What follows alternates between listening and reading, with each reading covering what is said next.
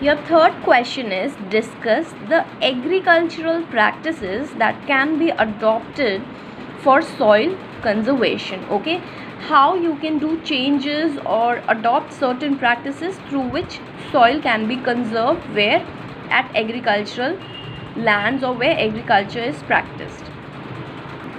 So you can start writing from the question itself. The agricultural practices that can be adopted for soil conservation are as follows.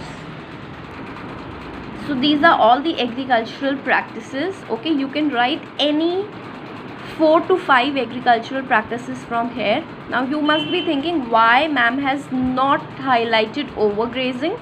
See, overgrazing we need to reduce, so it cannot be a practice to conserve soil, but you can use this pointer as reducing overgrazing. Okay, so if you want to keep it in heading, you can write reducing overgrazing, and then you can write that we need to keep a check on overgrazing and we need to grow more of fodder crops so that overgrazing can be conserved, or you can say can be reduced. So you can write any 4 to 5 methods from here, that is afforestation, growing of more trees, shelter belts, we can enhance rotation of crops so that there is, the fertility in the soil can be maintained. We can do strip cropping, we can do terrace and contour bunding, we can also do contour plowing or crop cover. So you can use any at least 4 to 5 methods, because this question can come in your long answer questions as well in your exams. And if it is a long answer question, you need to write at least 5 to 6 points. Okay, so in notebook you can write at least 5 points. So your fourth short question is, what are the factors responsible for the shortage of fresh water? So you can write from the question only that the various factors that led to the shortage of fresh water are as follows. You need to understand that the question is asking what are the factors. Okay, so ऐसे कौन से reasons हैं जिसकी वजह से fresh water decline हो रहा है और you can say उसका shortage हो रहा है. Okay, so since we all know that due to increasing population the fresh water shortage is there. Also, if the population will increase, then we need more food requirements, we need to do more of agriculture, there we need water. Again, if population is increasing, we need to do a lot of infrastructure.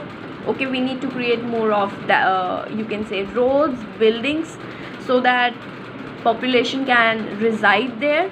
So for the infrastructure also we need water facilities, and from population the other all requirements which you will need will also need water. So that is why there is shortage of water. Like if population is increasing, then you need to have even more energy requirements. Like if population is increasing, so they need a space to live. For that, which they will require building, and if they require building or some kind of house to stay in, they will definitely require electricity. Okay, so that is energy requirement, and that will further require water.